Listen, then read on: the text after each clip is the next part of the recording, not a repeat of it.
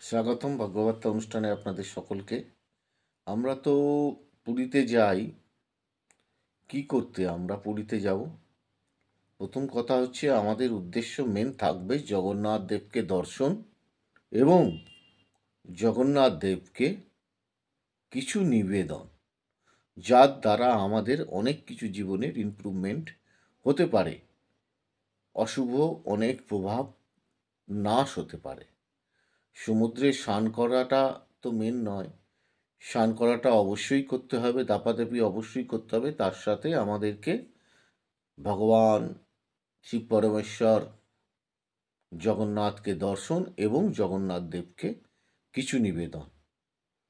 তো আজকে আমি জগন্নাথ দেব সম্বন্ধে কিছু বলি, আপনারা শুনুন, দেখুন।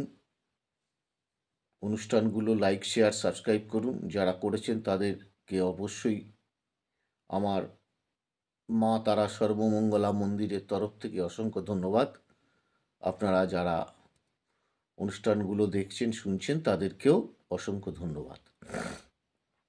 তো জগন্নাথ দেবকে আপনারা যদি কোনো একটা শিশি বা কোনো কিছু করে গঙ্গা জল নিয়ে গিয়ে সেখানে যদি দিতে পারেন, পাণ্ডাদের সাথে আপনি যোগাযোগ করে যে জগন্নাথ দেবকে যখন স্নান করাবেন তখন এই গঙ্গা জলটা আপনারা স্নানের জলের সাথে মিশিয়ে নেবেন, তাহলে কি হয়, আমাদের অনেক ধরনের পাপ কিন্তু বিনাশ হয়।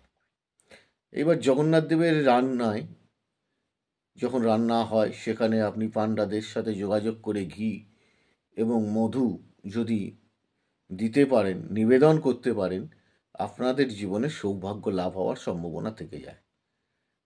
দুধ দানে কি হয়? দুধ দানে কি হয়, আমাদের এই যে পার্থিব বন্ধন, জড়জগতের যে বন্ধন, সেই বন্ধন নাশ হয়। যদি আপনি তুলসী পাতার মালা ভগবান জগন্নাথকে অর্পণ করতে পারেন, তাহলে আমরা কিন্তু ভক্তি মার্গের দিকে প্রবেশ করতে পারি। পুষ্পদানে আমাদের মহানন্দ লাভ হয় এবং জগন্নাথ ও হরিনাম সংকীর্তনে ভগবত প্রাপ্তি হয়। বাদ্যযন্ত্র যদি শোনা যায় ওখানে, শ্রবণ কীর্তন মানে হরিনাম জগন্নাথ দেবের, তাহলে আমাদের দুর্ভাগ্য অনেক সময় নাশ হওয়ার সম্ভাবনা রয়েছে। জগন্নাথ দেব দর্শনে আমাদের কিন্তু ঈশ্বরের প্রতি ভক্তি লাভ হয় এবং জগন্নাথ প্রসাদে দেহ মন শুদ্ধি হয়।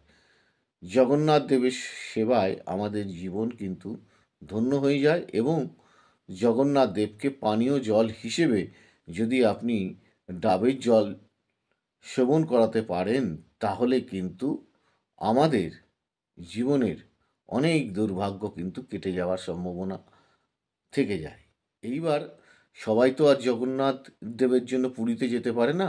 আপনার বাড়ির আশেপাশে কোনো জগন্নাথ মন্দির থাকলে সেখানেও এই ক্রিয়াগুলো করতে পারেন।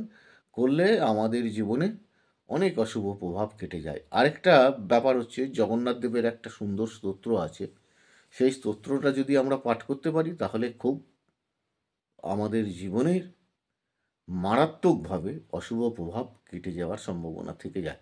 ওভারঅল সব কিছুই নির্ভর করবে আপনার জন্মকালীন হরস্কোপ ঠিকুজি, কুষ্টির ওপর বিচার, তার প্রতিবিধান, সব কিছুই নির্ভর করবে ওই ঠিকুজি কুষ্টির ওপর।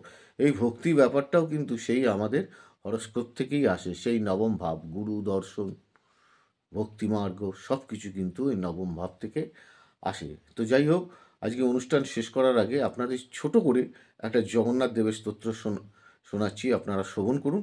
আপনারা যদি পারেন নেট থেকে নামিয়েও নিতে পারেন, নিয়ে সুর দিয়ে এটাকে সুন্দরভাবে সাজিয়ে নিতে পারেন। যে কোনো রকম সুর ইউজ করা যেতে পারে এবং দেখে নেবেন ওখানে কোন সুরটা আপনার ক্ষেত্রে মানে ভাল লাগছে আপনার মনের দিক থেকে, সেই স্তোত্রটা আপনারা পাঠ করতে পারেন। আমি আপনাদের ছোট করে 2 লাইনের শোনাচ্ছি।